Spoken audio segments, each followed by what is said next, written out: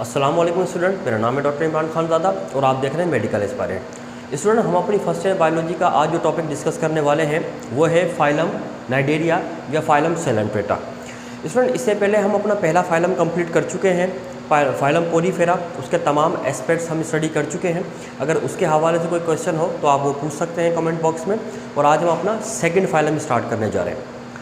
Student, second phylum Cnidaria, अगर इस phylum के हम जनरल कैरेक्टर्स डिस्कस करें कि इस फाइलम के एनिमल्स में क्या होता है, तो सबसे पहली बात तो ये कि ये वो एनिमल्स होते हैं जो कि तमाम के तमाम इक्वेटिक्स हैं, मतलब ये सारे पानी में पाए जाते हैं। इनका कोई भी मेंबर टेरेस्ट्रियल इन्वायरमेंट में या लैंड इन्वायरमेंट में नहीं पाया जाता। और इक्वेटिक इन्वायरमेंट में भी ये मोस्टली ये मरीन है, जबकि कुछ इनमें फ्रेश वाटर के अंदर भी पाए जाते हैं। यानी ज़्यादातर ये मरीन में समंदर में पाए जाते हैं, जबकि कुछ इनके फ्रेश वाटर ड्वेलर एनिमल भी होते हैं। इन एनिमल्स की सबसे अहम बात ये कि अगर इस फाइलम को हम पिछले फाइलम से कंपेयर करें, फाइलम पोरीफेरा से, तो ये उसके मुकाबले में थोड़ा सा कॉम्प्लेक्स फाइलम है। मैंने आपको अपने इब्तदाई लेक्चर्स में बताया था कि हम लोगों के लिए ये फाइलम की जो तरतीब है, जो सीक्वेंस है, ये बड़ा इंपॉर्टेंट है, क्योंकि ये सीक्वेंस इंडिकेट करता है एनिमल्स को फ्रॉम सिंपल टू कॉम्प्लेक्स। मतलब पहले जो शुरू में जो फाइलम आएंगे वो सिंपल, उसके बाद जो आना शुरू करेंगे तो कॉम्प्लेक्स, फिर उसके बाद वाले उनसे कॉम्प्लेक्स और आखिर वाले सबसे कॉम्प्लेक्स एनिमल होंगे। यही वजह है कि आपका जो सबसे पहला फाइलम था वो सबसे सिंपलेस्ट एनिमल्स का फाइलम था, और अब इसके बाद जो ये दूसरा फाइलम स्टार्ट हो रहा है ये उनसे कॉम्प्लेक्स है। पहला फाइलम जो था वो बेशक वो मल्टी सेलुलर एनिमल थे, लेकिन उन सेल्स की आपस में कोई ऑर्गेनाइजेशन नहीं थी, जिसकी वजह से कोई टिश्यू या ऑर्गन उनके नहीं थे। लेकिन ये जो फाइलम नाइडेरिया है, इनके एनिमल्स की सबसे अहम ख़ास बात ये कि ये है मल्टी सेलुलर, लेकिन इनके तमाम सेल्स आपस में कंबाइन होकर टिश्यू बनाते हैं, लेकिन वो टिश्यू आगे मज़ीद ऑर्गेनाइज होकर ऑर्गन सिस्टम नहीं बनाते। तो इसका मतलब ये हुआ कि इस फाइलम को इसके अगले फाइलम से कंपेयर करें तो वो थोड़ा सा ये लेस कॉम्प्लेक्स है, सिंपल है, क्योंकि अगले फाइलम जो भी आएंगे उनके अंदर तो बाकायदा ऑर्गन्स भी होंगे।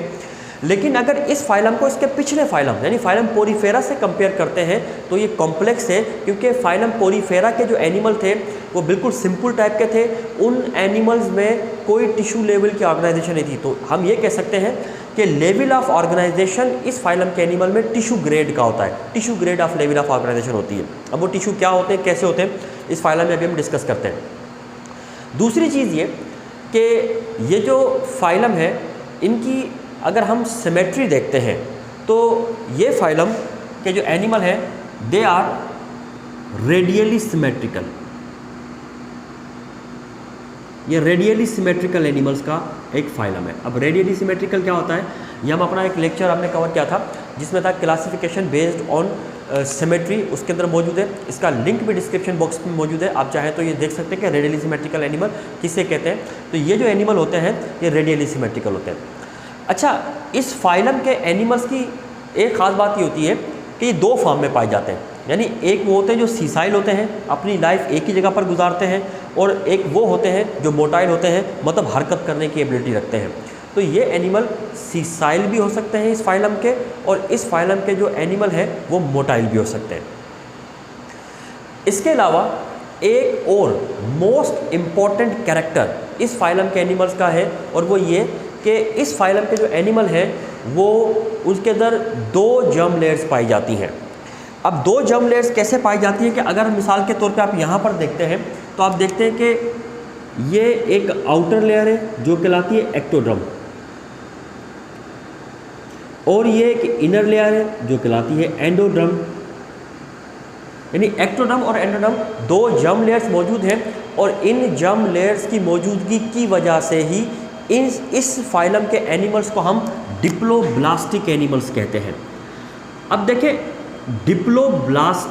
डिप्लोब्लास्टिक जो एनिमल्स का एक ग्रुप है, इसमें क्या है, ये भी हमने क्लासिफिकेशन का एक पढ़ा था कि भाई classification based on tissue layer, तो वो भी उसका भी लिंक आपको डिस्क्रिप्शन बॉक्स में मिल जाएगा, आप चाहें तो देख सकते हैं कि डिप्लोब्लास्टिक एनिमल कौन से होते हैं। इनमें दो जर्म लेयर होती हैं, तो एक्टोडर्म और एंडोडर्म।